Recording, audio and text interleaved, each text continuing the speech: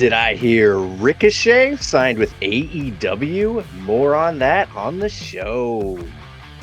Okay, and hear me out. I've got one more prop bet to add to the predictions. You're gonna have to find out what it is later on in the show. And I've got an interesting theory about the state of the women's division in AEW. All that and more on this week's episode of Grapple-Sauce. Hit it, Dave.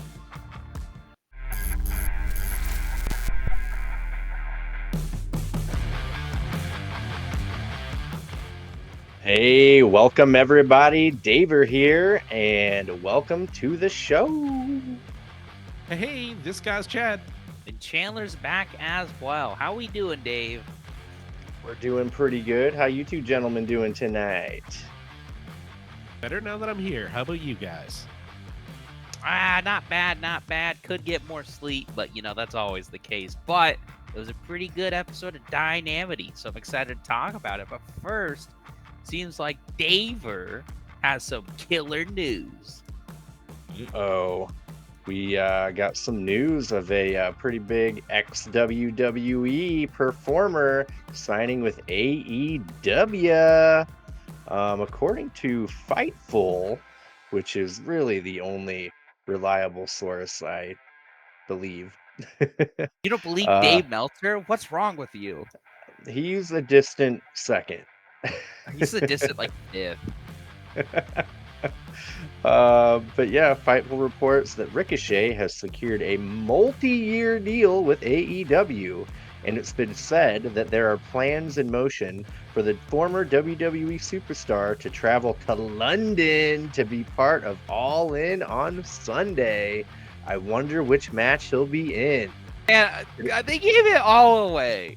They gave Right? Come on, why couldn't I know I'm not mad at Sean Rossap because he's doing his job. He's reporting a story, but Tony Khan, you should have kept that under wraps. That means there's going to be a bigger surprise. Shane O'Mac, baby. I forgot all about him. Wow. Yeah, isn't that crazy? I thought of that today. I was like, we're all convinced Shane McMahon was going to join, and then we just kind of forgot about it because we got slept into the build-up to All In. But, man, that is still a non-0% chance. Yeah. But yeah, I'm okay with it. I think he'll do great. Braun Breaker broke him on Raw.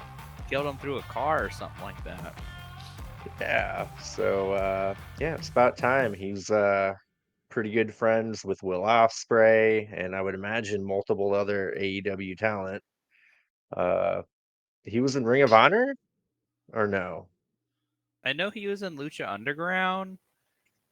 Other than Yeah. that, I don't really know what kind of wrestling organizations he was officially signed for. I think he's just kind of all over. He was maybe the biggest name in the indies, Yeah, I mostly just kind of clued into him when he was in NXT, so couldn't really tell you past that. Yeah, I'm all for it. I think he could do good things. I've never seen a Ricochet match, which okay, Chandler, recommend me a Ricochet match that I could watch on Peacock. Chad, recommend Dave a Ricochet match you can watch on Peacock. I mean, him and Velveteen Dream was pretty all right. I think he had a good one with Malachi Black. Okay, there's the one NXT North American Championship ladder match where Adam Cole won it. It's Adam Cole, Lars Sullivan, Ricochet. Oh, Lars Sullivan, I miss that guy. And 6 other guys. So, Big Dame, Killian Dane. It's one of the few 5-star matches WWE has. I hear that one's very good. So I would check that out. But I have never not seen that many Ricochet matches, if I'm being honest with you. Was Ricochet Logan Paul last year at SummerSlam? Yeah. Is that a thing? Yeah. That was with the weird overcorrection on a Spanish fly that he somehow not died from, and yeah, it was okay, but I would say it's more on Logan Paul than Ricochet. Yeah. Yeah, I'd say stick to NXT. They really misused them after that. Yeah. Maybe there's like a top 5 NXT Ricochet match compilation Hmm. out there that I can utilize. Yeah. So yeah, I'm all for it. I'm not gonna complain. Yeah, it'll be a good name for AEW. I don't think they're going to be a game changer or anything crazy like that, but I also hope he doesn't like. See, I don't know what to do with him, right? Because I don't think it's a good idea to push him to like the top of the card because he's kind of like Monet, where he's a really bad promo, Yeah. Yeah. but he's incredibly talented. So obviously you want to do something with him. I just don't want him like getting consumed by the Jericho vortex. You know, Do you know if WWE owns the name Ricochet, or did he use that no. before? If Yeah. they go into WWE with a name, they can leave with that name. Yeah. So Ricochet, Adam Cole can walk in as Adam Cole and walk out as Adam Cole. Ricochet can walk in and Baby. out as Ricochet. I think it's take someone like mm, LA Knight, right? He walked in as Eli Drake. I think he'd have to walk out as Eli Drake. I don't think he could still be LA Knight. Adam Copeland, right? He couldn't keep Edge, so he's Adam Copeland. Yeah, Christian Cage. He can't be just Christian. He has to be Christian Cage. which Christian Cage is so much better than Christian as a Oh yeah. character. Oh, they're like genuinely, they're like completely different people. It's insane because I remember watching Christian in like the 2010s, and I know that wasn't the best Christian, but I just remember being like, man, this guy kind of sucks. Like I never really wanted to see him, and now I'm like, man, why isn't Christian Cage on Dynamite more? He's fantastic. He's the king of Collision, but I don't watch Collision. And do you like that or did you get to watch the ref turtleneck when he I was the referee? did. Oh, he ate Seth Rollins up with that. Oh, fetch, as the kids say. Yeah, it was great. But yeah. Ricochet going to AEW. And man, we're still wondering about Bobby Lashley, Shane McMahon, oh, Becky Lynch. Ooh. No, you're Nah. flying too far to the sun with that one, bub.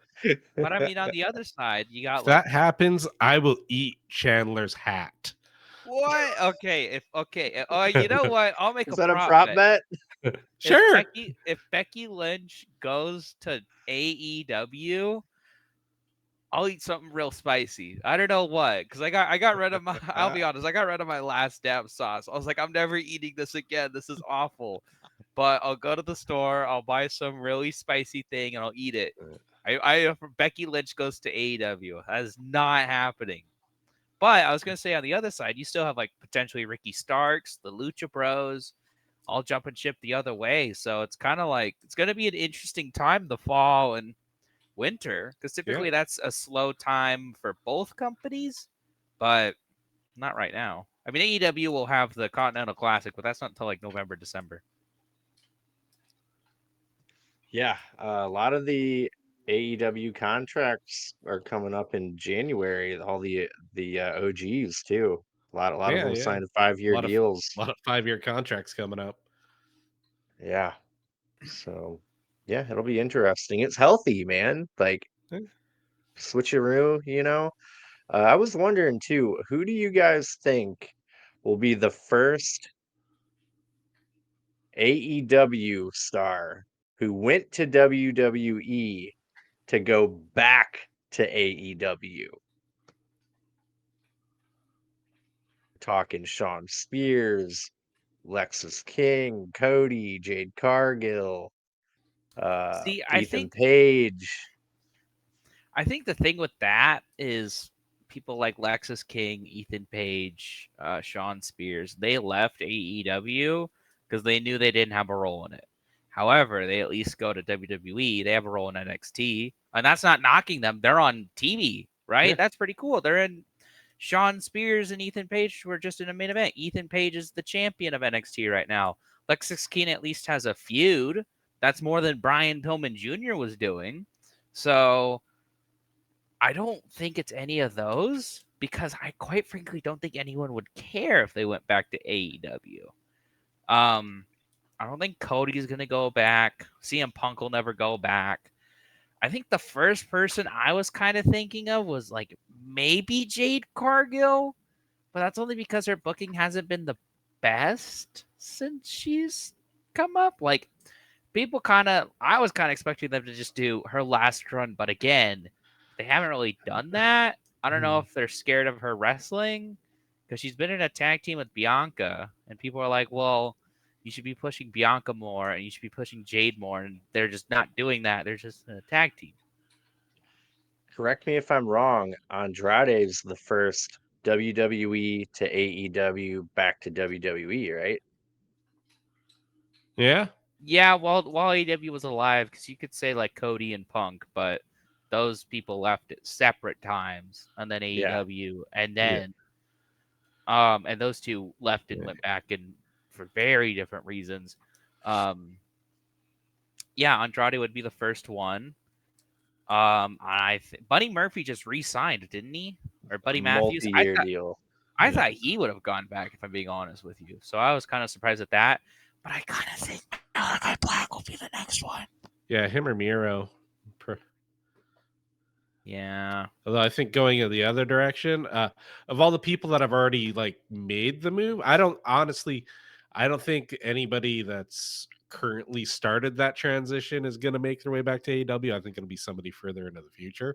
But of all the people that have done it, most likely is the guy that lost me predictions, Arn Anderson. Yeah. Sorry.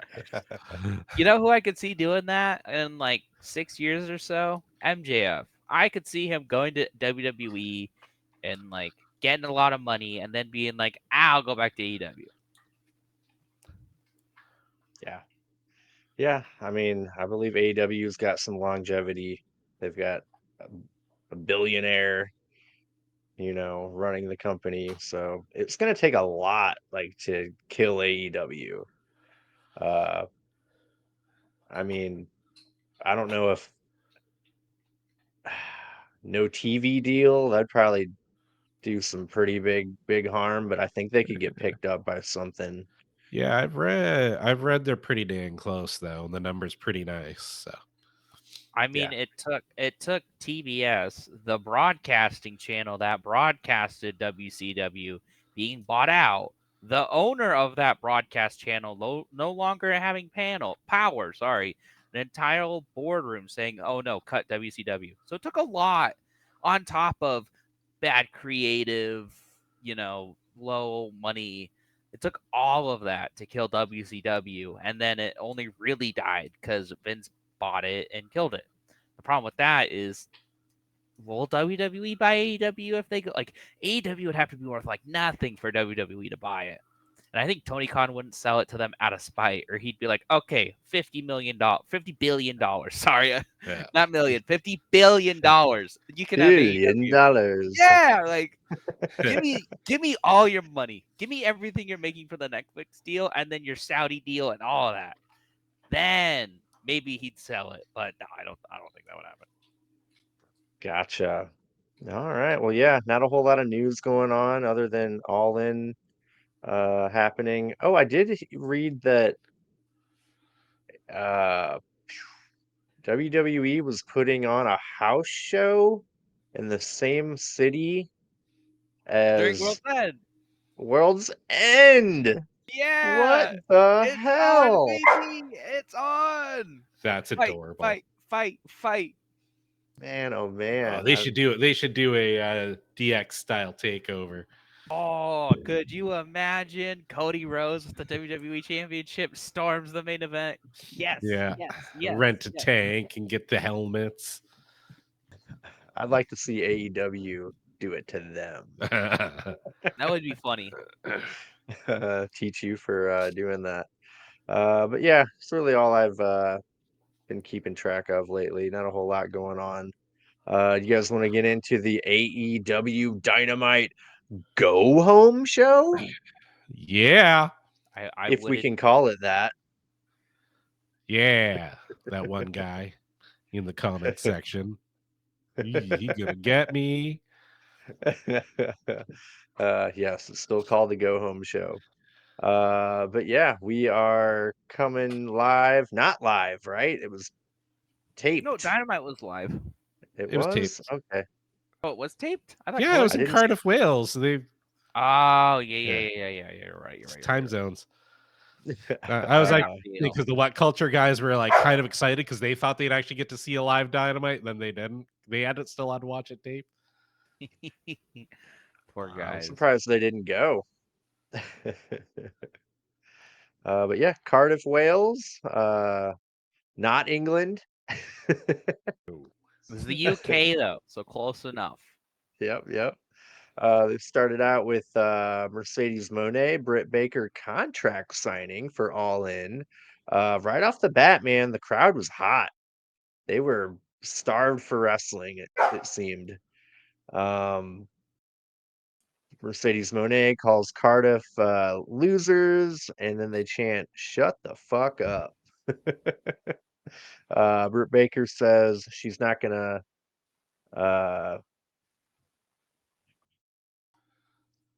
not gonna hit Mercedes Moné because they agreed to uh, no violence.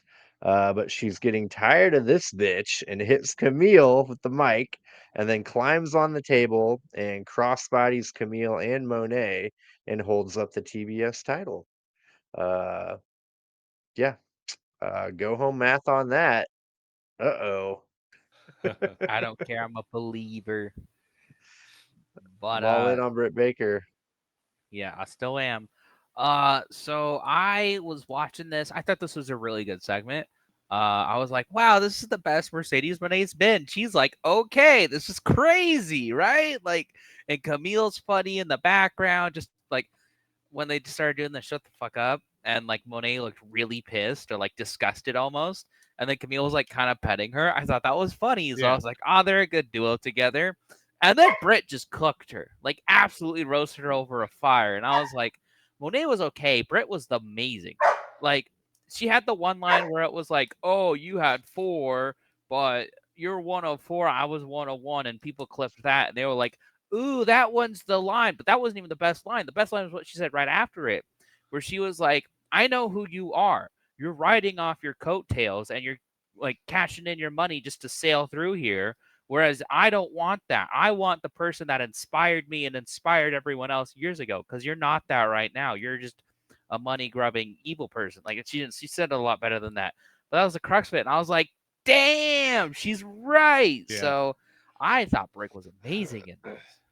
Was the 1 of 4 reference Four Horsewomen thing? Yeah. Yep. Okay. I was like, okay, that's got to be what she's talking about.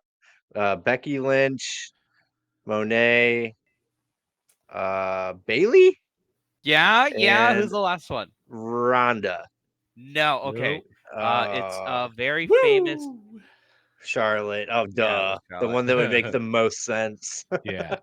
Well, they were originally they never could make it work. They wanted to do the 4 horsewomen of wrestling versus the four horsewomen of MMA, and they wanted to get Baszler, Ronda, Marina Shafir, and The that fourth one that we can't remember. other one who was part of that crew that I can't remember. But that's I thought that was going to be awesome, but they could never make it work.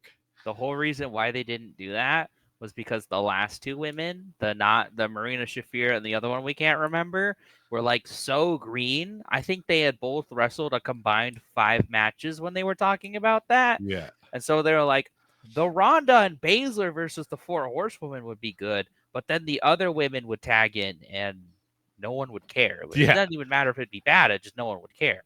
So it was a good idea and concept, but just never happened. And then Ronda's gone, Monet's gone, Lynch is taking a nap. I'm happy to, know that Marina Shafir is like actually really good now. Yeah. She can go. I enjoy her matches. So, I and don't she even know if she wrestles was. barefoot. I don't even Yeah. know if she was Don't kink shame bad. me. I just think she was green. There's Yeah, a difference to that. yeah. It's good to know that she's not Yeah. anymore.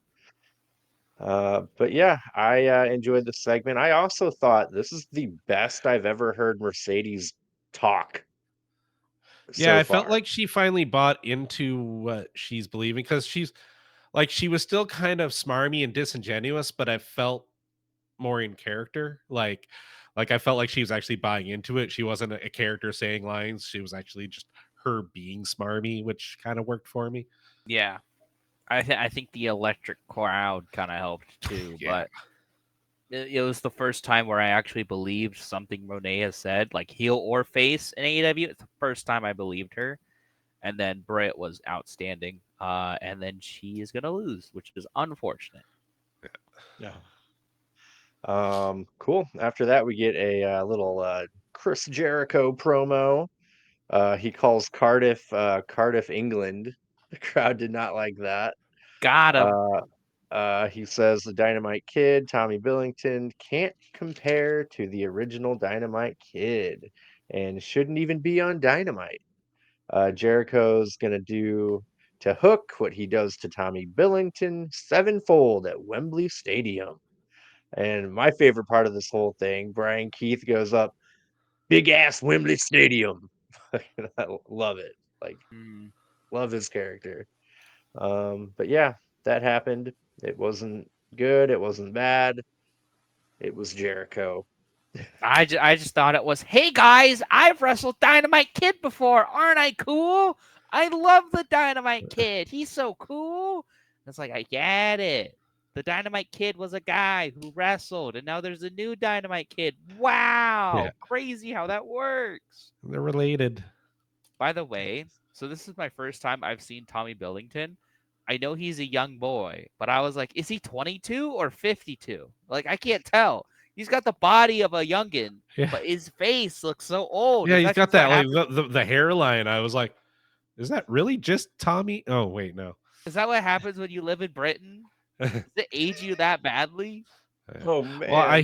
I just listened to the podcast actually, and he's actually made the move to Canada. He moved to Calgary, which is all right. Then he moved to Regina, which that place will fuck you up. That is a pit. I don't know why he said he likes it there, man. He should go up to Saskatoon, much nicer. Yeah. Next, he's gonna Um, move to Edmonton. Ooh, we don't go to Methminton. Did I just get us demonetized? Math-minton. He said Math-minton because they're all suckers. it's all right. The power of editing. Uh, yeah, let's see. Then we get the actual match: Chris Jericho versus the Dynamite Kid, Tommy Billington. Basically, Jericho wins with a code breaker, uh, countering Billington from top rope dive. Billington had some pretty good offense. He was looking good for a lot of the match, in control. Uh, Jericho actually hit some pretty good lion assault. We get a "You Still Suck" chant. Billington gets to the ropes in the walls of Jericho, and Billington gives Jericho, he counters a tombstone pile driver with a tombstone pile driver on Jericho. I thought that was pretty neat. Billington attacks Brian Keith and Big Bill, which basically gave Jericho an opportunity to hit that code breaker. He wasted too much time. Then Hook comes out to confront Jericho after Jericho talks shit about him. Big Bill gives Hook a big ass choke slam. And yeah, that's our go home math on that. Um, so I thought the Billington kid looked pretty good. This is my first match of him, especially that tombstone spot. I think it looked pretty sick. My issue with this was I thought he looked really dumb at the end because he kind of had the match won. He hit the tombstone, ergo you hit the diving headbutt, ergo you pinned Jericho. That's pretty huge. But he was like, no, I'm gonna jump on Brian Keith and attack Big Yeah. Bill and give Jericho a lot. It just made him look dumb, but obviously they wanted him to look good so Jericho can still win. But the code breaker kind of catching him out of nowhere, that was a good spot. Not to just hate on it. I just was kind of annoyed that I was like, oh man, he looks dumb. Yeah. And then how do like I know this is supposed to put over Hook, but I rewatched the Samoa Joe Hook match from earlier this year, and that did way more for Hook in 10 minutes than this 6-month feud that we've had.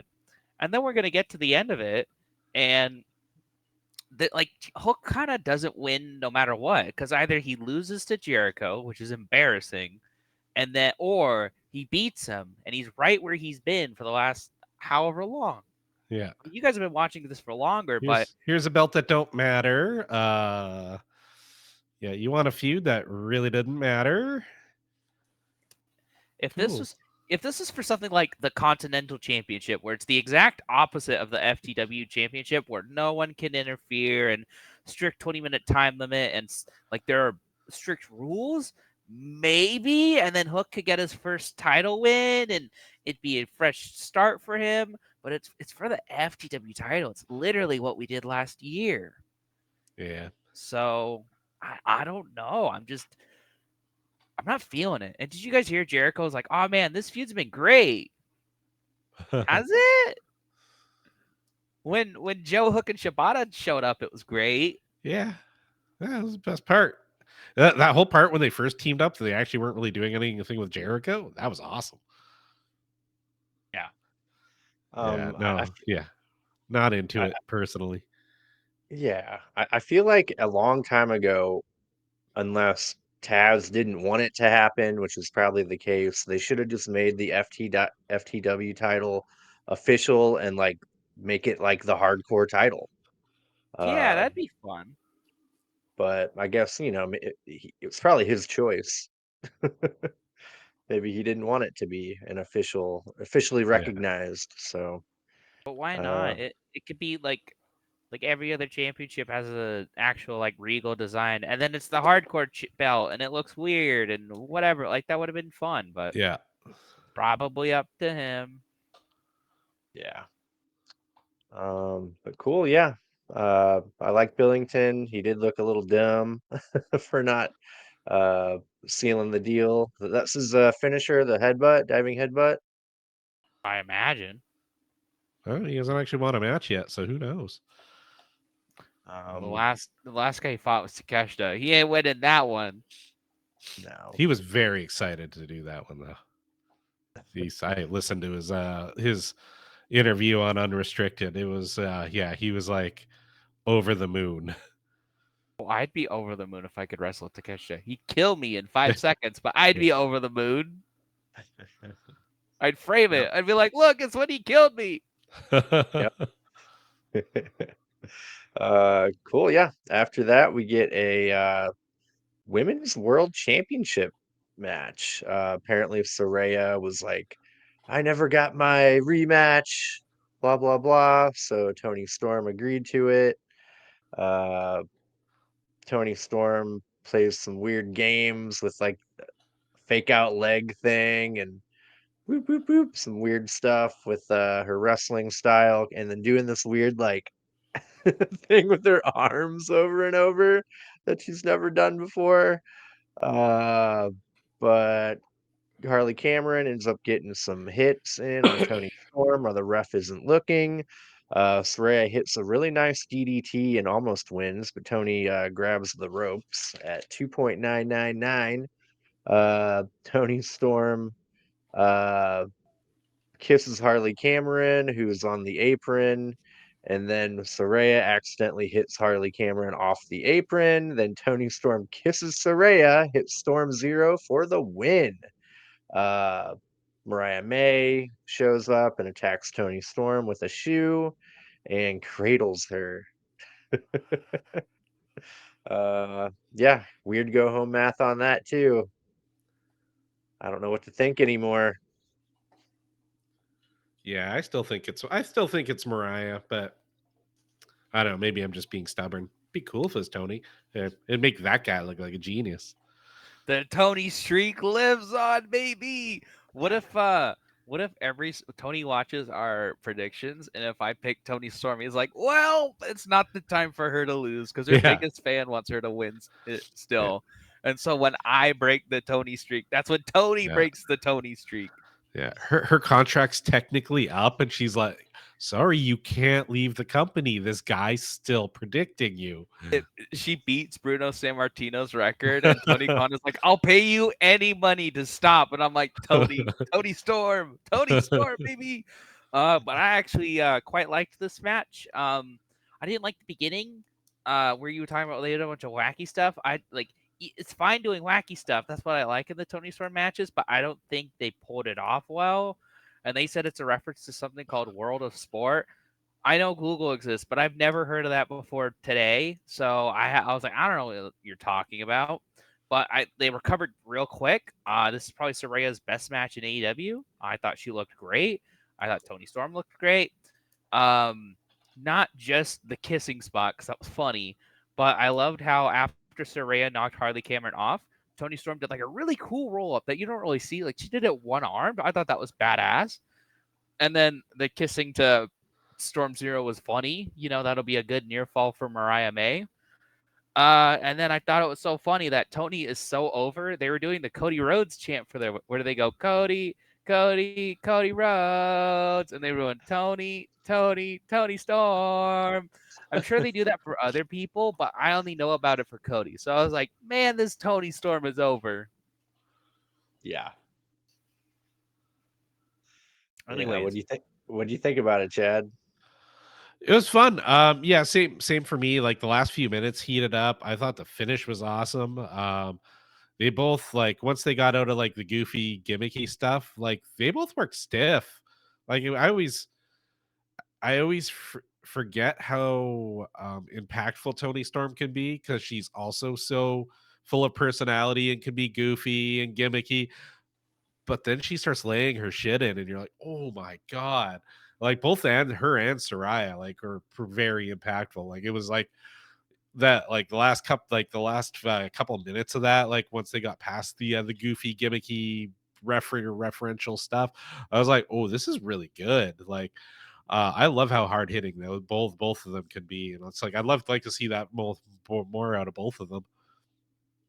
Dude, Tony Storm really took some bumps, man. They were like ramming her into the barricade, and then that senton that Soraya did from the apron to the floor, like it looked like a lot of the weight went right on Tony Storm's forehead. She was literally like rubbing it right after it happened. So like, yeah, she's great. Tony Storm's so good. Like she's easily like the biggest female wrestler in AEW by far. Like she is the top. Oh Of yeah, she yeah. she makes Monet look like a chump. are you guys ready for my theory or just something that I was like thinking about? And I was like, man, this is weird. Your So, Austin theory. whoa, no, it's better than that. Okay. Anyways, so I was thinking about it because we had Monet and then we had Soraya on the same night. And I haven't really thought about both of them in the same breath since Monet's been in AEW, but it made me think. They both came in the same way, right? Where they were like, wow, it's Soraya. She's going to be the bestest women's wrestler. She's going to build AEW's women division brick by brick. And then, like, 2 months later, the crowd turned her heel because they didn't care. And then what happened with Monet, right? Oh, she's going to build the women's division brick by brick and make it better. And then the crowd turned on her because they didn't care about her in 2 months. But you look at the men, right? Will Ospreay. Man, it's Ospreay. He's the coolest guy ever, and he's still on that momentum. Adam Copeland. Wow, it's a legendary superstar. He's still on that momentum. Okada could have had that momentum, but I think they made a smarter idea with turning him heel just because of how many people they're bringing in. But you see my point? Where why is it the men? And I'm not saying anything sexist. I'm just like asking, why do the men get to be like carried by their own aura, whereas the women, something happens where they fall off. And you do have over women, obviously. You have Tony Storm, you have Britt Baker, but what happens where something just doesn't click? Is it the creative? Is it they're not picking the right choices? Like maybe Monet and Soraya aren't good enough to be just like like kind of just like not even push, just let soar, right? Like Yeah. Osprey, you just let him soar. Adam Copeland, you just let him soar. Have him go work a match and just seeing Osprey versus anyone in the ring sells. Adam Copeland versus anyone in the ring sells right now. So I just kind of thought that was interesting. Yeah, that's interesting. I think two very separate ones too. Like for me, Soraya, I think maybe would have been better served doing something else to work her way up, because she was gone for a long time with no real, like, the ring rust was very apparent for her. Like, I think if we were getting the Soraya we are now, or were prior to her leaving, or not leaving, but injury and all that stuff, uh I think she would have been a lot more impactful. But it took her a while to work her way up to it, because now, like you said, you see her matches now, it's like, oh, she is more impactful, she is more interesting, and I think she could be better on the mic. She just needs to be given that time and those reps. Monet, I don't think AEW systems really good for her. She needs the structure and the scriptiness of WWE to really make her look like a star. She needs a Charlotte Flair to play off of. Because, like, look at every go in WWE, her big star making moments was usually opposite a Charlotte Flair or a Bailey. Like, those are world class people, I think, that brought her up to their level. I don't think she's the person to bring other people up to their level. Maybe just my take. So I don't know. I think it's apples and oranges for the two personally. I just thought of them the Yeah. same way, but that's a very fair point. And you could even say Monet might have a little bit of ring rust because she had to take a year off. And I think Yeah. her first match back was with Willow. Yeah. So she could still be shaking off the cobwebs. Yeah. I True. feel like maybe like expectations were too high for both of them. Like Soraya, hadn't Yeah. wrestled in a long time. She wasn't at that level right off the bat. And then, yeah, people anticipated Monet being this like game changer, and she didn't end up being that. So I think that's hit that wall, and it's like downward from there. So, um, You could also say, and I'm saying this because I'm trying to be self-reflective because I was kind of like this. People and I were kind of expecting things to change immediately, whereas maybe what Monet's doing is like more subtle. It's behind the scenes. It's kind of like him and Han. The women got to open the show last week. The women got to open the show this week, and that's pretty big. The women Yeah. opening the show, that's important. That's you're starting. You want people to see. You always got to pretend like this is your first time someone's watching your show. Not to dumb it down for them, but you always got to have that mindset. So it's bold to do that, but I don't know. I just thought that was really interesting to talk about. And there's other examples you can bring up, like CM Punk kind of rode on his Yeah. goodwill until either the Eddie Kingston feud or Brawl Out or something. Like you can either debate like which one that is. I don't know. I just thought that was an interesting to bring up. yeah, good point. Um, yeah, I don't anticipate Soraya ever being like a huge game changer for AEW, even though, it was kind of laid out to be the case when she showed up. But I think Monet still has potential. I'm gonna I'm gonna give her that. Yeah. No, there's definitely been an upward trajectory. Like, I think she's getting her stride, and really it is kind of like you were saying, like, there's a, like, almost like we're hitting a new phase of the women's division or whatnot. Like, I I think we're going into a direction, into a type of situation maybe where she can thrive, because it takes more than one person. You can't build it off one person's back, and it is collaborative. And I think that's kind of her strength, is being a part of that team, as opposed to being the figure. Like, she's no Charlotte Flair, she's no like, one person hear me roar. I think she's better as a team player. So Oh, Chandler, what are you reading? Something awful. ooh, So uh say it. oh my god, my girlfriend knows I'm doing this podcast, knows it's about wrestling, but that's about it. So she just randomly texted me out of the blue. Hey, are you guys discussing Logan Paul almost killing his dog? Yeah. So, and she sent me a couple tweets, and I was watching the video. Luckily, dog's fine. Okay, but you can see there's like multiple hands on the dog, kind of trying, and the dog's at the front of the boat. and they essentially push the dog off the front of the boat, and it goes under the boat. Oh They're like on a lake. Oh, So, he's done with WWE. please, for the love of God, like I defended him. This is like the Or? third thing in a month. Come on, man! Like, thank God, LA Knight's a hero. He's an Yeah. American hero. Good Sorry thing to he like, dropped that belt. yeah, sorry to derail that, but I couldn't. I mean, I'm sure my face told it. I gotta close. Yeah, the no, I tab. know. I was saying something that I'm like, is my mic on? Is that why he's got that stupid look on his face? Oh no, he's No, going down a rabbit hole. I'm so sorry. What were you saying, Chad? I'm sure I you're. don't know. I already. I'm so He already sorry. said it. I'm hugging my. I'm literally hugging my dog right now because of you. Oh, I'm so sorry. We were having such a good conversation about the women's division and like what could like Saraya and all that. And Logan Paul, you ruined everything.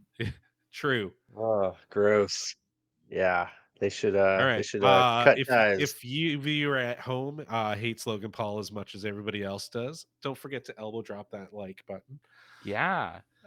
Power bomb that subscribe button. And in the comments, type out Logan, you suck. Yeah. And tell us your dog's name and how much you love it. Yeah. If anyone here knows one of my dog's names, Moxley, that's awesome. Reference to Wheeler Yuta, right? Yeah. Yeah. Cool. Well, moving on. We got a conglomeration promo. Mark Yes. Briscoe says the word of the day is proliferation because they proliferated across the pond to the UK. O'Reilly tries a British accent and Briscoe rambles off a bunch of words. Nah, he did it well Uh, though. It's like he kind of ran out of steam, so he was like, let's do it." So Yeah. Proliferation. it was fun. I'm disappointed though they didn't address Orange Cassidy getting that sneaky roll up on O'Reilly. I thought they would have used that in a story. You know, I think it might come around as more of their in-ring storytelling. Because they've got the gauntlet match coming up. I bet you those two will cross paths. Yeah, they're in the same faction, but they wrestle each other quite a Yeah. bit. Mhm. Uh, I liked the bit. It's just was so dumb, but Mark Briscoe being like Big Tom talking about Tomohiro. I just thought it was funny. he's so good. Like, what a treat. Yeah, love Mark Briscoe. Cool. After that, we get a Will Ospreay MJF face to face. The crowd is going absolutely ape shit for Ospreay. The ring is surrounded by security because they've both agreed to no physicality. Ospreay says he's wrestled in Wales, at churches, bingo halls, even at a dirty bar that's filthier than his wife. Would you You want to can air that on national television? You know, right, like right. you should be like nastier than MJF's wife. Ooh, got him burned. Ooh. Maybe she's proud of it. Good for her, but it's an interesting one. He says you can call him Barry Scott because bang and the dirt is gone. So I Googled who this Barry Scott guy is. He's the Willie Mays of the UK. Mm. So he's got this he's selling this kill it bang multi-purpose degreaser. See, Uh, I didn't like this because it felt like you know how they do cheap heat where they go, "Oh, your local sports team sucks," and you all smell, and obviously the crowd boos. This felt like that, but he was like, "I love Wales. I love." Here's a British reference, and so everyone was like, "Yay!" Which that's smart. It got him over with the crowd, but he was all right. Like me, I was like, "Oh, this is cheap. Like, get on with it." Yeah. Bunch of Mr. Bean looking asses. oh, man, Jack. That was funny. Ah, shit. I just got us canceled again. That was fun. Hey, you can be mean to the British. They deserve it. Yeah, Oh, my teeth are man. pretty crooked too, so that's fine. MGF Wow, says I he just can't. turned heel on a different other country. Yeah, We're Good yeah, gonna for do you me. did. Grapple-Sauce International. We're gonna get booed out the building. Yeah. I mean, what culture already didn't hire me? Ooh. Whoa! What happened next? What happened next? MJF says he came back early before he was fully recovered, and he was begged by AEW and Warner Brothers to clean up Osprey's mess. Doubtful. Osprey says Tony Khan begged him to come to All In last year and put on a good wrestling match because his world champion couldn't do it. It's not only about restoring the international championship, but it's about restoring the feeling. And bruv, I am the feeling, Osprey says. MJF asks, who the hell are you? The crowd chants, Osprey, Osprey, Osprey, Osprey. MJF calls the crowd redcoat terrorists. Laugh my ass off about that. Everybody knows MJF, and everyone agrees that he's the best wrestler on God's green earth. MJF tells Osprey he's not man enough to pull the trigger on the Tiger Driver 91. Osprey says the fans loved MJF until he let them down, and MJF reactionarily says, they loved me until you ruined it. All Aw. insecure and petty. Poor little guy. MJF gets under Osprey's skin, talking about his wife and kid, saying that Osprey isn't his real father, and his next kid won't be either. Osprey asks Tony Schiavone to ask Tony Khan how much the fine would be if he hits MJF. Schiavone says 100,000 pounds or $126,000. Osprey hits MJF with the mic, and security try to break them up. MJF hits Osprey with the diamond ring, gives him a brainbuster, tries to give him a Tiger Driver 91, but security finally get in there and get it under control with the help of Christopher Daniels, and Osprey is bleeding. We did get a fallen angel chant. I thought it was Really, kind I of neat. missed that. The one place Christopher Daniels is over. We found it. Yeah. Yeah, he's Francis Baron Corbin. Oh my gosh. So I have a bit to say about this, but what did you two think about it? MJF talks too much. Like they Too need long. to cut Yeah. it in half.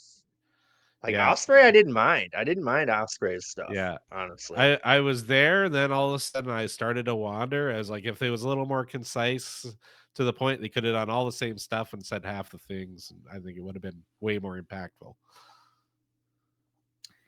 For me, so I feel like there'd be like one good thing and then like two things that would annoy me in this.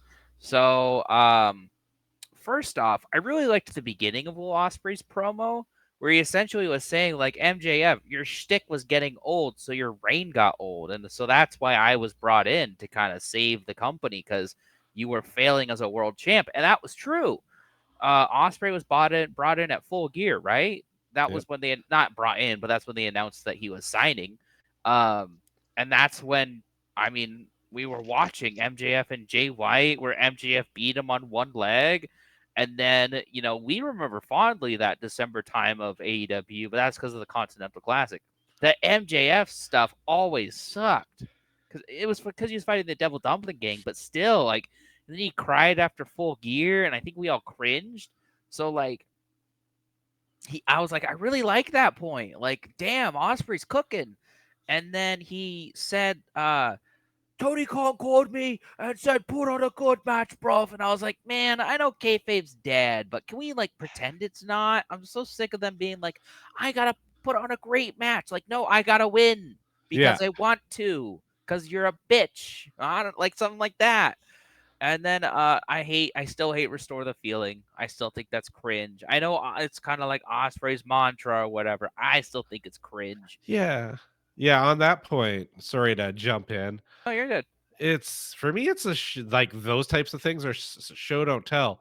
Like restoring the feeling is kind of saying like, hey, there's something broken here. We need to fix it. Like you're kind of usually better off like no selling that shit and just doing better. Yeah. Like it's Like you've all had that coworker that's always like when they do that one right thing, make such a big deal about it. Like, and then meanwhile, everything else around them is a disaster. Like, it's kind of that thing. Like, restore the feeling. Like, well, this is still broken. This is still broken. Like, Yeah. no, just do better. Don't say the mantra. Like, you're always saying the quiet part loud. And then it's like whenever they say we're the best wrestle, it's like, yeah, you factually you do have Yeah. some of the best wrestlers on the planet alive right now. Osprey, Okada, MJF, Omega, Danielson, Swerve, Takeshita, all fantastic. I'm sure I'm forgetting some. Doesn't matter. WWE has some of the best wrestlers on the planet right now. New Japan has some of the best wrestlers on the planet right now. I'm sure TNA has some. Like, you can go on. Every place has some of the best wrestle.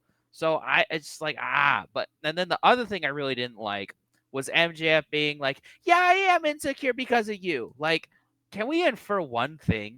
Like, a lot of people criticize WWE storytelling because they're like, oh, they have to paint everything out for you. And that's what they did. MJF painted it with a clear picture. I'm insecure about Will Ospreay. That's why I've been attacking him. Like, thanks. I had no idea.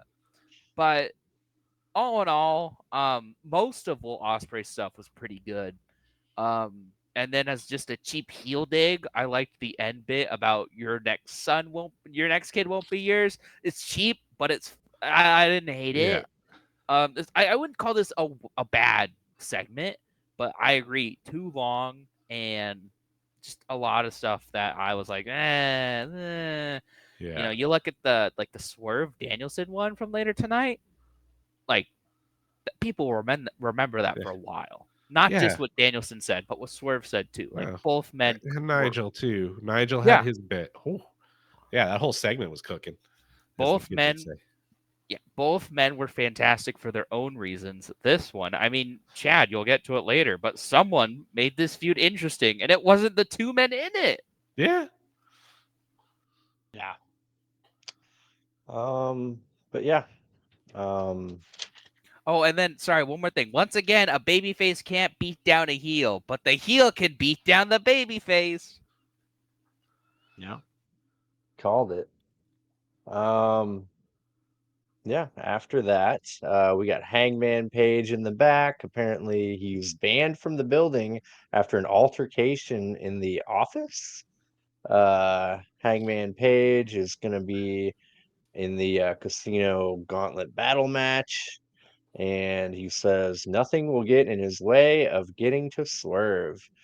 Evil Uno walks up, and Hangman asks, or he acts like he's his friend and asks him if he knows anyone who'll be in the casino battle match. Evil Uno's all chipper, and he's like, uh, "Yeah, I'm gonna be in it." And Hangman grabs a chair and takes him out with it. So Yeah, that much was for so well friend. shot too. Cause yeah, you just kind of sort of see it off in the corner. And the way Uno was selling it, he was so chipper and happy. I was it was comedy gold. And it kind of broke your Dude, heart a little bit. dude, it broke my heart, dude. They were boys, Dark Order. Uh, but yeah, he even rolls over him with his luggage on his way out. Savage. Uh, yeah. So I guess we've got.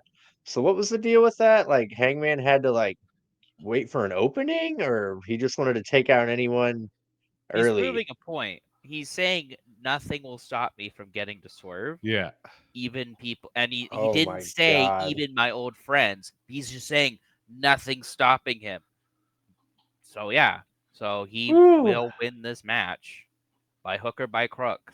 So Gosh. Yeah. Has that changed anyone's predictions for the gauntlet match? I want to say yes, but I'm also all in on Takeshita, so it's not. I Right. legally I can't change it legally, but I can't even remember who I picked. So oh, if only I had it all written down. You had Hangman. Woohoo! You think Hangman will win, and What? you want yeah, because Damn. he was like, who do you think will win it? And I was like, I don't know. People are saying Hangman, and he was like, I'll take Hangman. Damn, dude. Shit, Chad. Oh man, Good. I thought for sure I would have said something dumb like Marty's girl. No, That's you said yeah. Hangman. Yeah, you're winning the predictions because of that, I bet. I'm Cool, winning yeah. because Tony Storm's gonna win, baby. Ooh, No, yeah, Hangman I, is don't know, I so think I went good. all in on DMD too, so that could easily cancel me out. Yeah. we all went on we all went all in on DMD, so we're all gonna take a goose egg for that. Uh, Man, Hangman Page is he's still the most intriguing storyline in wrestling, Chad Oh or yeah, Chandler? yeah. Dude, by far. I Like, like WWE has some interesting stuff, but nothing as compelling as Hangman. Like even just like I still think back to the first Dynamite of this year where it was a good show, nothing crazy, just good. And then it was getting to that Swerve and Daniel Garcia match, and Renee's just like talking to someone, and all of a sudden Hangman comes storming in and is like, "I'm beating the ass of whoever wins," and it just electrified that building where they were like, Yeah. Hangman's here. He's been gone since Full Gear. So Hangman has had this aura since the Swerve feud. Both men have been elevated from this feud to crazy new heights. I'm Yeah. sure Hangman was already top dog once and then he went down, but he's back and then he brought Swerve with him. Yep. Yeah. yeah. No, it's and like Chandler's got me second guessing some of my big predictions, like Wrestle Dream coming up. He's like, no, it's got to be those two again because that's kind of how this all started. Was the crowd kind of flipping who was face and who was heel because where it was, and it ended up being a banger of a match, and the crowd was amazing for it. I'm like, oh man, because I keep saying the thing. It's gonna be Brian and Swerve going to be a Wrestle Dream. They're going to have the rematch and yada yada. And I was like, oh, he brings up a good point. Somebody So gotta hire me. yeah. I'll work for one to catch the handshake a week. Come on, I'll be your booker. Ooh.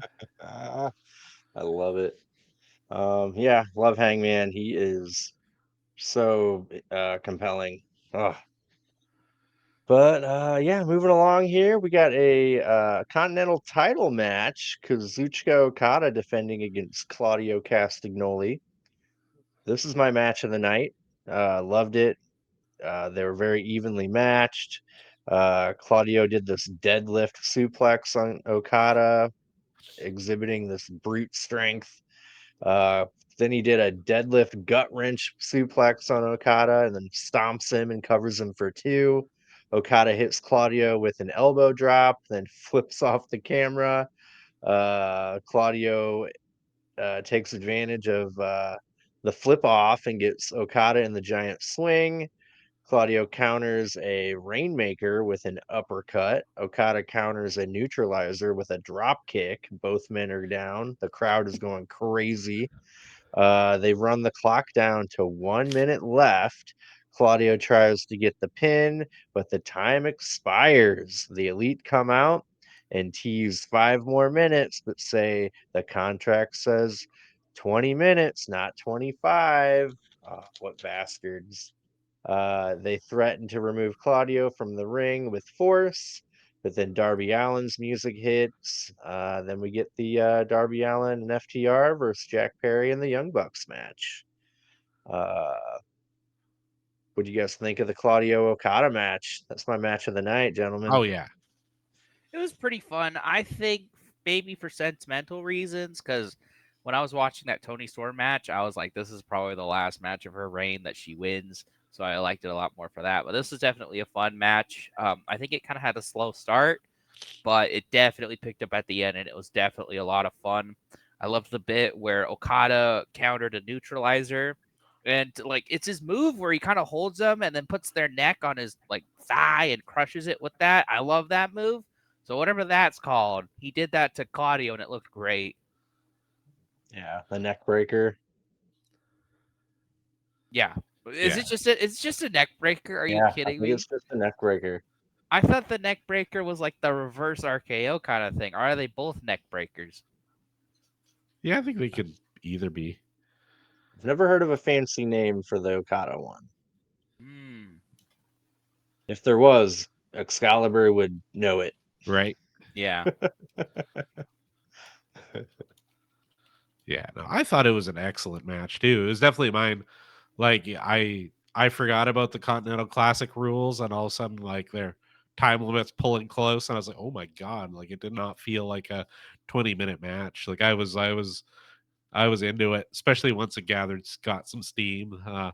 Okada towards the end actually like hitting those beautiful drop kicks, and because yeah, at the beginning, he never really looks like Okada until he decides to look like Okada, and you're like, oh, there he is.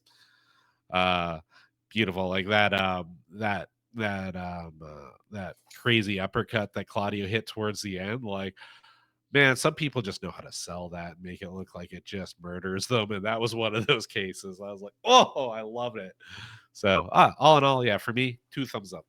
I loved the bit where Claudio was like he like uppercut Okada like 8 times in the corner. And like Claudio was getting tired from it, so he would like hold onto the rope and go lower, but he was still hitting it pretty hard. And Okada was just like, like he was dying. Yeah. And then I loved how the last minute Okada was just rolling around like, you can't pin me, can't pin me. That's smart, and he's Yeah. smarmy now. So it was a fun match. I liked how after that last uppercut, Okada goes to roll out of the ring, but like his feet catch the ropes, and Claudio just pulls him back in. I thought that was really great. But man, yeah, I don't want to say Claudio's underrated, but man, he's got to have a freaking title run at some point, like world championship. I think he could be a world champion. Oh yeah, yeah. He's only been the Ring of Honor World Champion, which like that's as important as you make it. So it's crazy that he hasn't like even an international title or a TNT title, like nothing. Yeah, Yeah, he will. He's gotta. tag or trios with BCC, like it's something. Oh, spoilers, but I'm sure he'll be picking up a championship at Wembley. Oh, uh, yeah. Well, we won't spoil anything for you. But yeah, that brought us right into the uh, Darby Allin FTR versus Jack Perry and the Young Bucks. Darby Allin topes Jack Perry so hard from the ring to the outside against the barricade. Nobody topes like Darby Allin, dude. He's literally a daredevil. The Bucks do this really cool like doomsday device almost thing, but Nick Jackson just kicks Darby off of Matt Jackson's shoulders on the outside. That was That was cool. freaking brutal. Darby gets a hot tag to Dax, and Dax takes out Perry and the Bucks. Gives a brainbuster to Jack Perry for 2.999. Cash avoids an EVP trigger. And the Bucks hit each other's knees. Darby and FTR get sharpshooters slash a scorpion deathlock on the Young Bucks and Jack Perry, but they all get to the ropes. The Elite grab their belts and they're about to take their ball and go home, but Cash dives on them from the ring to the outside. Freaking pretty nice. FTR hit the Power and Glory on Matt Jackson, then a coffin drop from Darby to Matthew for the win. Uh, the Elite start to leave through the crowd, with the Acclaimed music hits. They show up and say it's time to nut up or shut up, and neither team can beat the Acclaimed. Yeah, I don't know.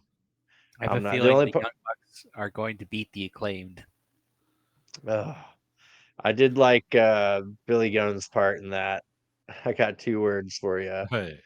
The Well, crowd he knew what to doesn't do. say it 'cause he can't, so he lets the crowd say it. That's smart. I know he's not new, but it's smart. Yeah. Yeah. Get Billy Gunn in this match. Come on, you cowards.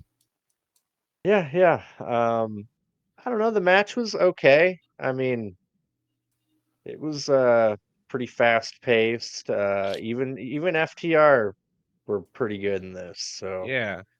I Yeah, wasn't man. Every time I see him, disappointed. like, there's always something that makes me go, like, man, I want to see Cash do some like single stuff because, like, that dude can go. Yeah. Like, Daxon can too, but like I don't know. I always find myself almost like the Acclaimed. I'm always like, I really like Bowens. I kind of want to see him do some stuff on his own too, like because You know, oh, sorry. go ahead. Oh, I was just gonna say something dumb. You know what would have been like a dumb but fun match? Because this wasn't a bad match. I just didn't care because it was nothing. It was like, it's the trios match, and typically they're fun, but for some reason this one just didn't click with me.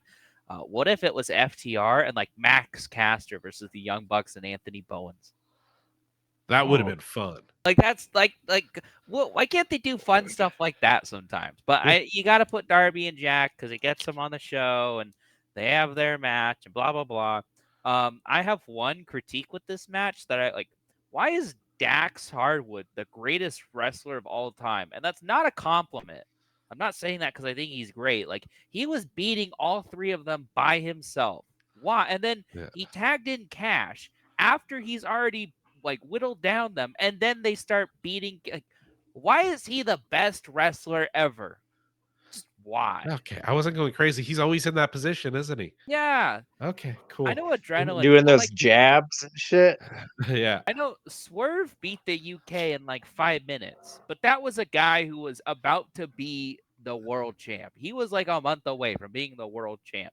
So I was fine with that when that happened.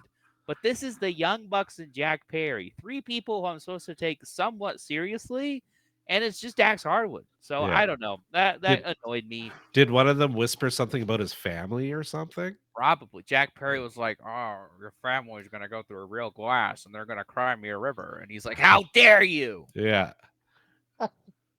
Yep. That's probably what happened. It's flowing through my soul.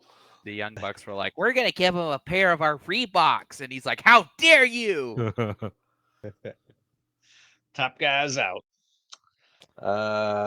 Yeah. It was an all right match.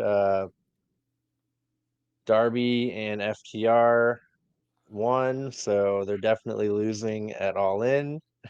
So, yeah. So I think, Darby needs to lose a coffin match for the first time ever, and this is the time. Ooh, second prop bet. Man, I did read that they're considering Darby for a world championship title run. Nice. He said considering. Okay, like second prop bet. One of my favorite tropes in coffin matches is when they go to throw someone in there and they pull it up, then someone pops out, it's their ally. What if Sting's in there? Ooh. Prop bet is Sting in the coffin.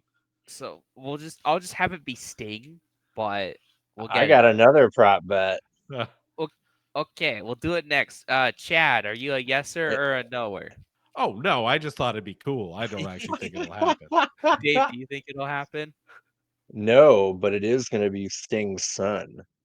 Oh. I'm going to say yes to Sting, but no to Sting's son. So I'm saying no to Sting's son.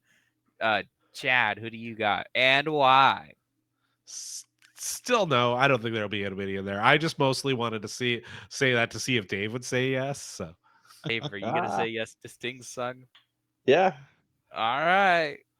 So if nobody pops out, nobody gets any points, right? Or do you have to be committed that someone is popping out of that? That's usually how prop bets work, right? If no one pops out, Chad gets 2 points. If someone pops out, Chad still gets 2 points. If it's Sting and no one else, I get 2 points. If it's Sting's son and no one else, Dave gets 2 points. All right, let's do it. Well, don't worry, I'll calculate it. I'll make sure it's all fine. But you and your Arn Anderson math. I can't get over that. It's like the one time where we had the prop bet of will Dave win, and that won because Dave I think if that wasn't a bet or something, we would have tied. But because I love these predictions. They're so dumb. They're fun, man. They're fun. But cool. After that, we get a really cool segment with Renee backstage checking on Will Ospreay. He's all bloody. He's got a doctor there. And then Brian Danielson walks up and just simply tells him, "Do it. Do it." And we all know what he's talking about. Tiger Driver 91, baby. Oh, I thought he was telling him to have ice cream because he's lactose intolerant. He just got beat up. He deserves a nice treat. But I guess it's about the Tiger Driver. Chad, what were you saying about this? Okay, I think I texted Dave like as I was watching it, my thoughts, which said something along the lines of, "It's funny how Brian Danielson's not even in the match, and he did more to sell it to me in 2 words than they did that whole segment." Yep, he did. Dude, he's so good. Oh, I really yeah. hope, I really hope that Osprey hits it, he wins, and I still don't like the Tiger Driver. So this is it. He's like, okay, I hit it for MJF. Now I'm not gonna worry about it. Like I'm not gonna be tempted. Like just stop it. Just I'm over it. And I want the commentary team to stop. Like every time he goes for the Storm Zero, I want them to stop going. Is that the Tiger Driver 91? I want that to stop too. I got really upset with the commentary later on tonight. I'm gonna say that. Um, I think they almost ruined one of the best AEW segments I've seen yet. Ooh. Heard that. Cool. Then we get the Swerve Strickland, Brian Danielson face to face, hosted by the one and only Nigel McGuinness. We got Goated. We got Nigel putting over Swerve, sugarcoating it, and then Danielson comes out and he talks a lot of shit, puts him down, just like Nigel does. Swerve threatens to hurt Danielson and uh, let's see, make it so he can never wrestle again. And Swerve uh, mentions Danielson's family. Danielson runs out and gives Swerve a running knee. Danielson says he will leave his soul in the ring on Sunday. He asks, can Brian Danielson beat Swerve Strickland for the AEW World Championship? And he leads the crowd in a yes chant. Everyone's doing it. Oh, it was so good, man. I was at Uh, home going, no, no, no. he might have won that uh what is it? The trademark for that because he wasn't Right? able to do that before. Yeah. What did y'all think of this segment? I enjoyed it. I thought it was unlike the other major kind of big face-to-face segment. This one was concise. It was what it needed to be. Everybody was impassioned and like very believable. Swerve did his best version of Sinister Swerve, and I loved it. Uh, I also really liked the bit, and he's like, and and when you get older and you get that feeling, and you go down to like CMLL and throw that mask on, I'll be there. I'll beat you up. And he just when you're sitting at home with Bree and talking about that, I'll be there. I'll beat you up. I was like, oh, that's great. I like how that's when Danielson came out because he was insinuating he'd do what he did with Hangman, where he'd Yeah. break into his home again. That's when Danielson came out, and it's not just, oh, you mentioned my family. It's you mentioned breaking into my home. Like Yeah. it's not just the family; Yeah. it's the And breaking we into know my you home. would do this. Mhm. I thought it was fantastic from both men. I think Danielson did better, but that's because we kind of saw a different side of Danielson that we haven't really seen.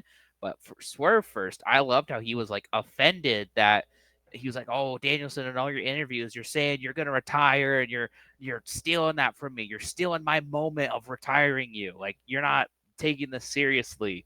I liked how he was saying that, and it was right, in his like kind of like when he's a heel. It's right in a delusional way where, in the real life, Danielson is just saying, "Oh, if I do retire, I'm ready for it. I want to be a family man." Blah blah blah. But Danielson isn't expecting that, and he came out and he said just that. I loved him dropping, "I'm the fucking best wrestler alive," and have been for the past 20 years, and the crowd just loses it. I love how he's like, "I'm doing this for my peers of 25 years, for my fans of 25 years." I thought that was fantastic. And then Excalibur had to open his fat fucking lips, and like Danielson would be saying something and be like, "He said it," and then he'd be like, Danielson was like, "Can I beat Swerve?" And Excalibur was like, "He is the fastest, and I'm like, "Just shut up I'm sometimes, surprised that okay?" he didn't start trying to announce the entire next week's lineup over top of him. That would have been hilarious. Like, "This is what happens on Dynamite next week, guys." That would have been so funny. But the best thing that Michael Cole has done since Triple H took over was he shuts up Yep. sometimes and lets a moment play out. This didn't ruin it. That was a little hyperbolic. This is still a fantastic bit. It's just Excalibur annoyed the shit out of me because I was like, "Just shut up sometimes, man. Yeah. Like, be in the moment. Let Yeah, it no, let it that play out." yeah, Raw after WrestleMania, the commentators didn't speak for like 20 minutes. They just let it happen. It was awesome. Dude, Swerve looked like a champion with Yeah. his outfit and everything. He just looked like, dude, oh my gosh. And he had Oh that yeah, like he's sinister like literally the look. final boss of AEW. Mm-hmm.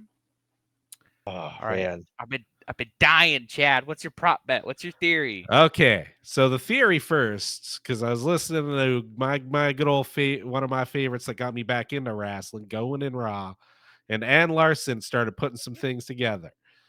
The you kind of caught on to this too. At least you gave me the old head nod. Was first off, Brian Danielson was where he almost always only wears a plain white T-shirt or his BCC gear. Today he was wearing something that looked a lot like what he wore to his retirement when he announced his retirement. Yeah, in WWE in Yeah. 2016, when he thought he had to retire due to injuries, he wore a flannel that looks almost exactly like the Yeah. one he wore on Dynamite. Yeah. And There was a few other things there, but if it's going down the way I think it's going down now, which is I still think Brian Danielson's winning, but I also think he's turning heel to do it. That's my thing is he going to turn heel? whoa, Prop bet. whoa! I didn't expect that. Yeah. Um, Woo! He's gonna out heel Swerve. I think he is. I think he is so fired up. He is going to take his fucking head off. And then we're gonna get that. whoa! Then we're gonna get the rematch at Wrestle Dream. But I think I but I think it's gonna be him as heel and Swerve as a face in his hometown, gonna win his belt back. Interesting. Because I was thinking, first off, there's something I forgot to mention with Nigel McGuinness. He was when he was talking to Swerve, he was like, "Now some have called Brian Danielson Brittle Brian," and I was like, "Bitch, that's what you've been calling him." Yeah, So it's that's why pretty Nigel's funny. the best. Um, but he called him the Neck Break Kid. Another reference to Shawn Michaels, guys. Yeah. What does Danielson want to do? Go out like Shawn Michaels. But I wanna entertain this prop bet. So I'll just write BD heel. Chad, what do Of you course, think? yes. You're saying yes. Dave, what do you think? Man, oh man. I'm gonna go no, because that would put a damper on that big ass moment with 50,000 people. Mm, Feel good moment. I'm gonna say no too because I think Swerve is winning. So why would Danielson turn heel and then lose? um, I but like yeah, it though. I think it's a smart theory. You know, he's like kind of troll because Brian Danielson does like to troll. He's just very subtle about it. Yeah. So he's doing a little bit of trolling. You know, maybe to me, maybe he's feeding Nigel McGuinness some of the stuff. Bring up the Shawn Michaels reference. I'll wear the sweater so everyone goes, "Oh, he's retiring."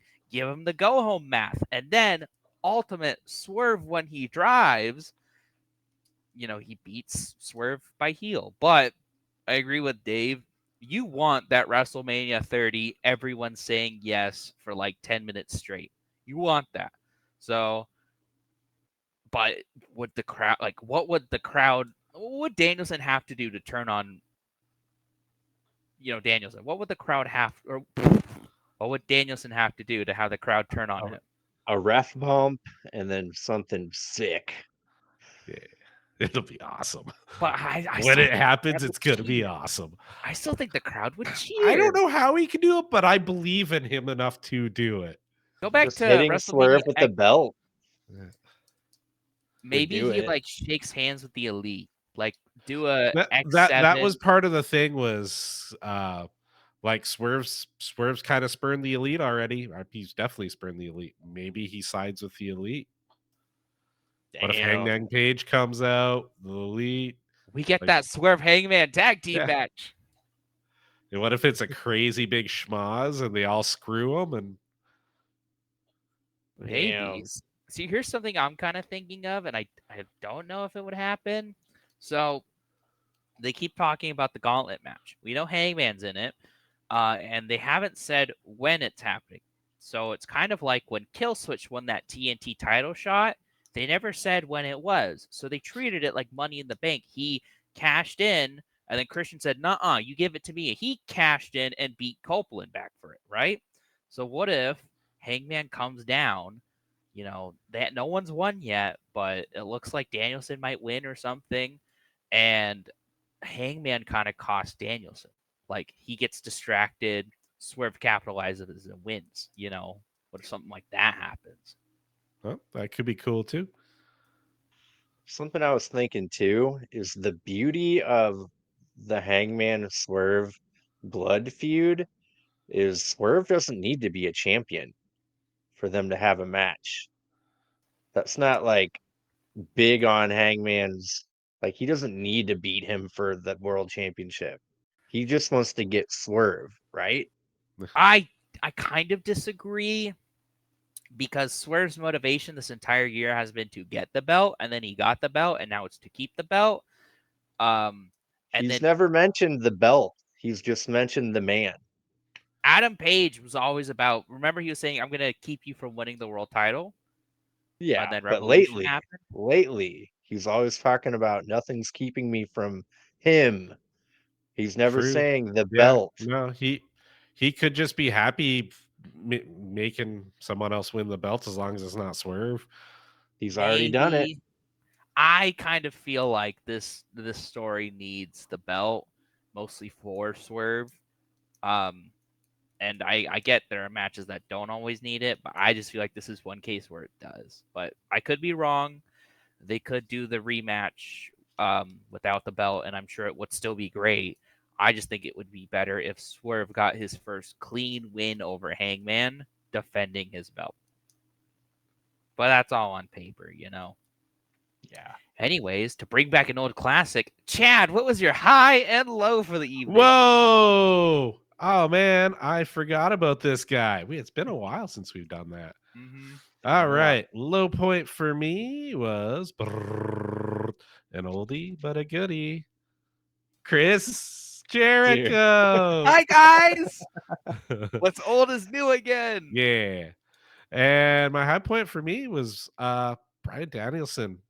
Just in general, but really like that little bit right him going up to Osprey. Like I said, to me, like those two words did a better job selling me than that whole 20-minute promo. I was like, damn it, he's so good. Let's see. My low point, not Jericho for me, but just the droning on and on and on from MJF uh in that Fair. face to face.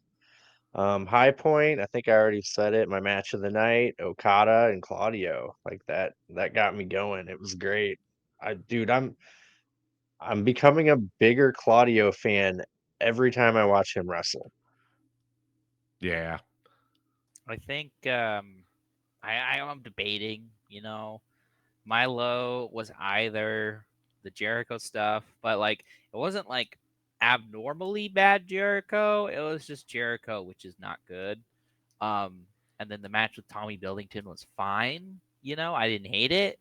And it's not like he beat like Shibata, where I got to be like, ugh, he just beat a guy I really like. He beat someone I've never seen before. But he's got a name and is not a nobody. but he hasn't beaten someone I actively care about and want to see like be pushed up the card. So I don't think I can give it to that. I might just give it to the lack of subtlety in the MJF and Will Ospreay promo, because I really was annoyed by the put on a good match, and then the him just screaming, "I am insecure because of you." Like, Yeah. again, that's what WWE gets criticized for all the time, but they're not going to say that with AEW. They're going to go, "Oh, this was an all-time promo, man. It was so good. Osprey said you stink, and then MJF said you smell." I know it wasn't that, but and then my high point, I'm not just gonna give it to Bryan Danielson. I'm gonna give it to Swerve and Bryan Danielson, because I thought they were easily both my favorite part of the night. But if I had to pick one, Danielson came to fucking play. Like, my Yeah. God, Swerve is still one of my favorites, but Danielson came to play. Yeah. He Um, made me feel things. which is what it's supposed to do. Anything else about Dynamite, or do we want to get to Oh, Dyna Nitro? do it. All right, we are on 255? episode 255, baby. This is August 7th, 2000, Denver, Colorado, USA. And like everyone's favorite Pepsi man, CM Punk takes place from the Pepsi Center. So we start out with a 6-man tag team match. They're officially a staple now. The Dark Carnival. Dave, do you remember the Dark Carnival? ICP? No, the Demon, the Great Muda, and Vampiro. Okay. Okay. There was some ICP sprinkled in with that though. I remember that.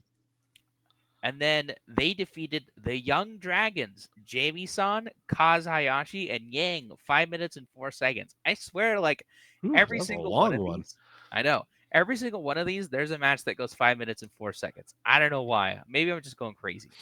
Did you know there were two demons? Like, the Kiss Demon, right? Yep, there were two wrestlers who played him. The Really? first one, yep, the first one was Brian Adams. Oh, we're about to talk about him, but okay. And then I can't remember the name of the guy who took over after that, but Kind of like yeah. Doink the Clown, where they're like, it's a clown. We'll just get a new one. Not a big deal. Yeah, Just pay. Brian Adams didn't want to do it. I don't blame him. Well, he had more success as a WCW World Tag Team Champion as Chronic. Brian Adams and Brian Clark defeated Mark Jindrak and Sean O'Hare by DQ, 4 minutes and 19 seconds. Oh my God! Buff Bagwell and Judy Bagwell defeat Canyon and Pamela Paulshock. 243. Is this Judy Bagwell's in-ring debut? Oh my WCW, man, oh Oh man. my goodness, that makes me so happy seeing. There's always like one thing. Well, it was like the Viagra on a pole where I'm like, "Oh my god, this is real."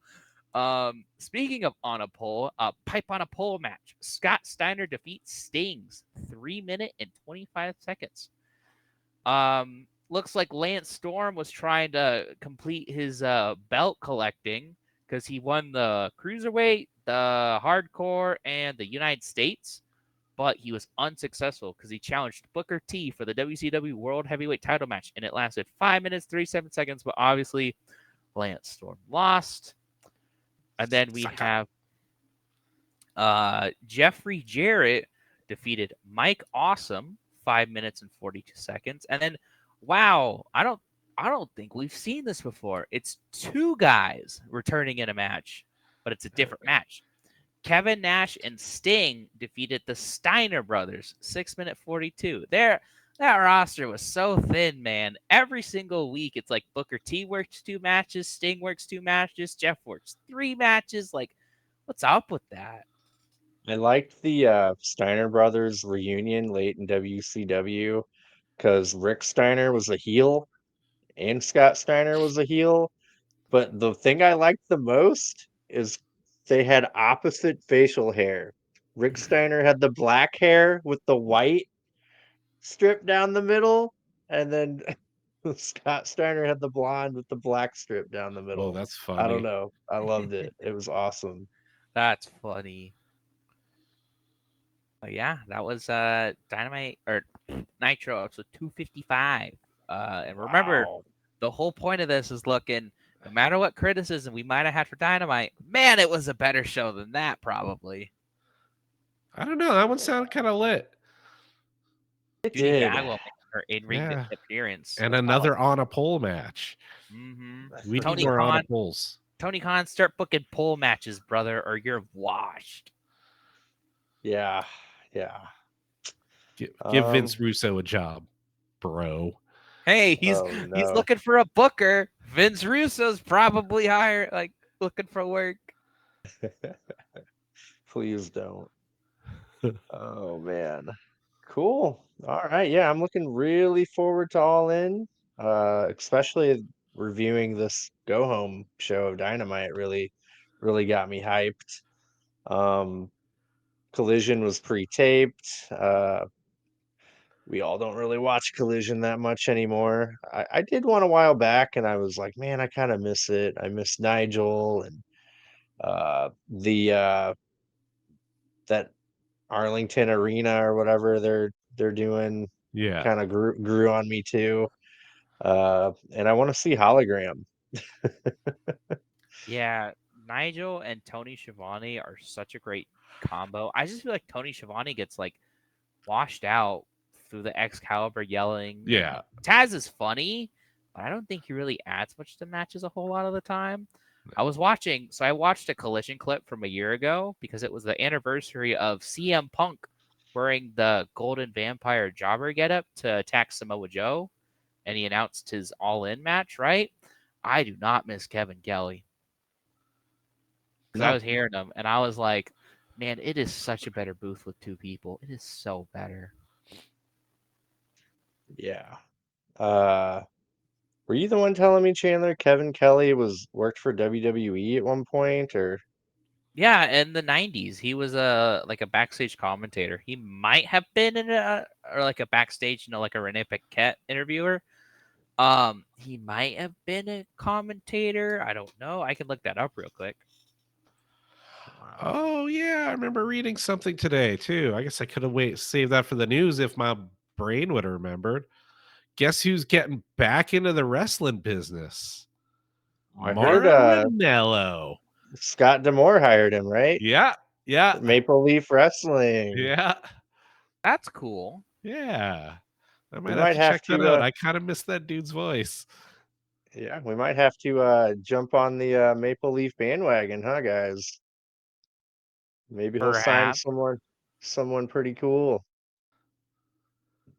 So he was a commentator for Raw from August to October 1996, and then from December 1997 to March 1998, and then he was mostly a backstage interviewer after that.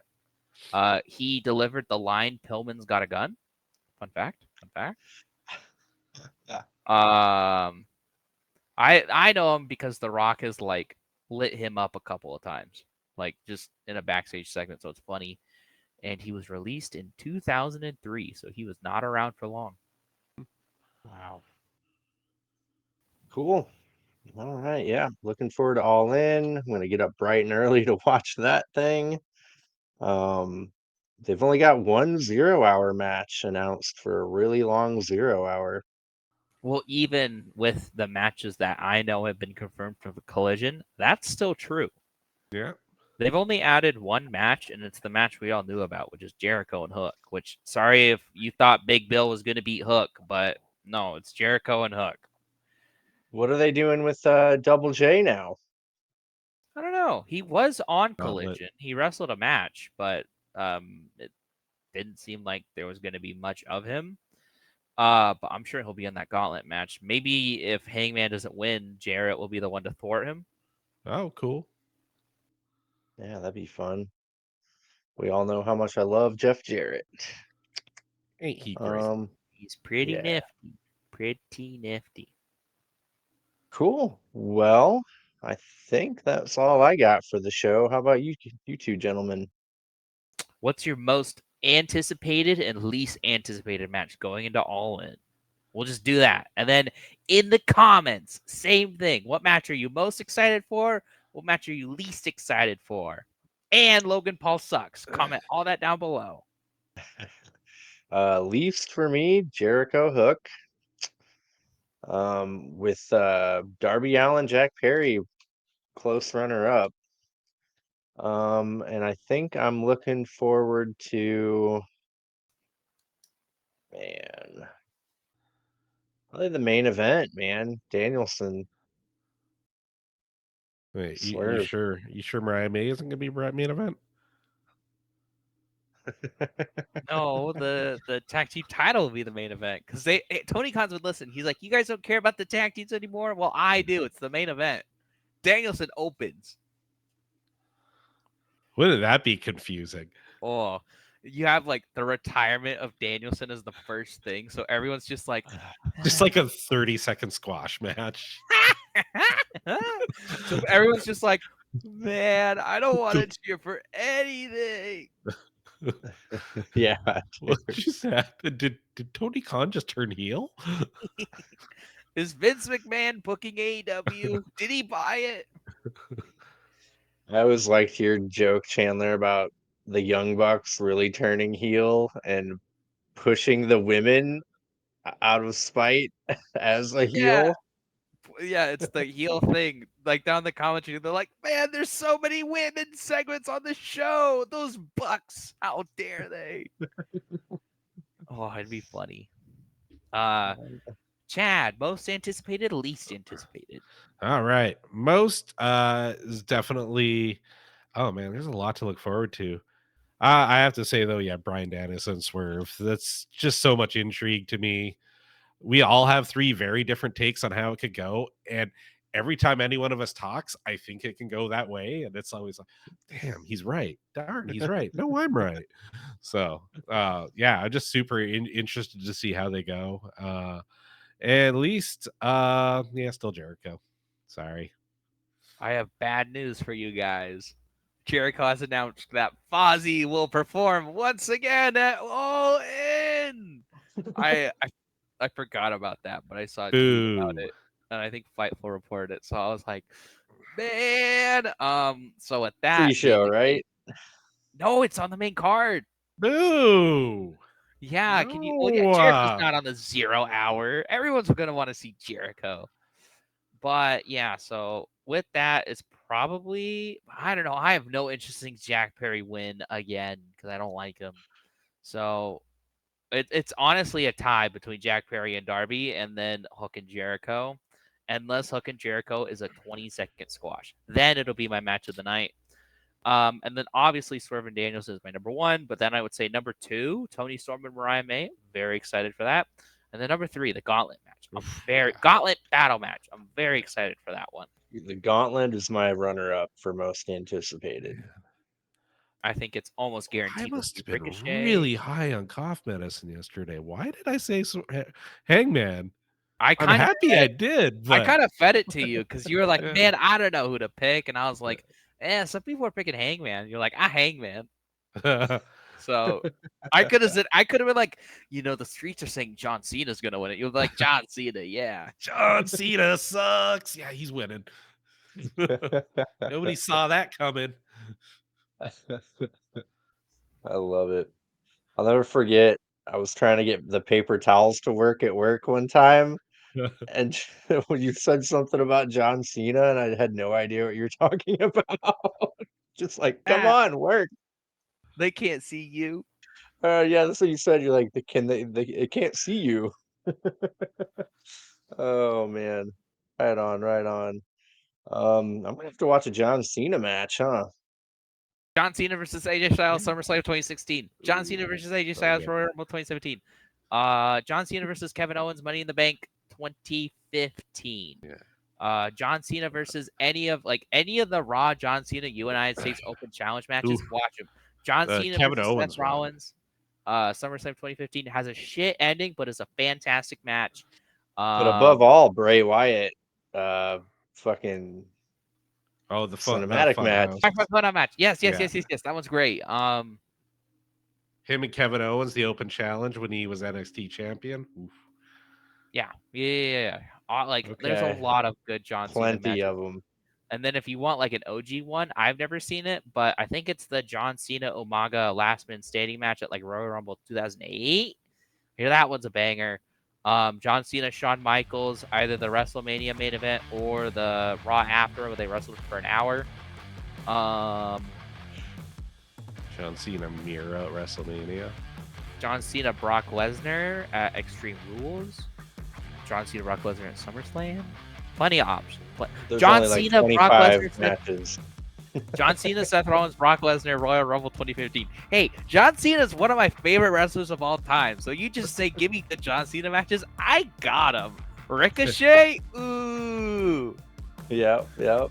I can see the difference. The only Ricochet match I have an opinion of is the Will Ospreay one, which I don't like that match because I'm one of those, it feels choreographed. Like, it feels like they're just doing flippy shit to do flippy shit. Yeah. Anyways. Yeah. Cool. All right, gentlemen. I think that just about does it, huh? Yeah. Cool. Well, thank you for joining, gentlemen. Another good episode. And our next upload will be our review of All In.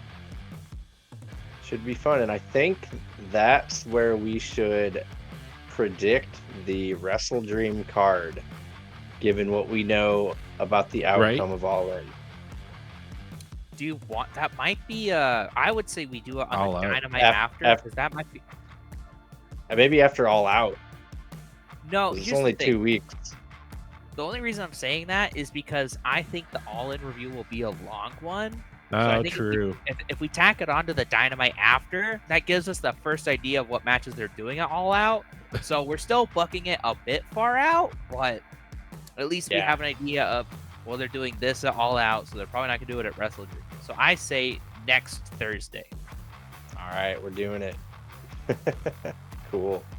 All right, well, gentlemen, I think I'm going to do the thing. Yeah, do the thing. Do the thing. Do the thing. Bye. Peace. Bye-bye.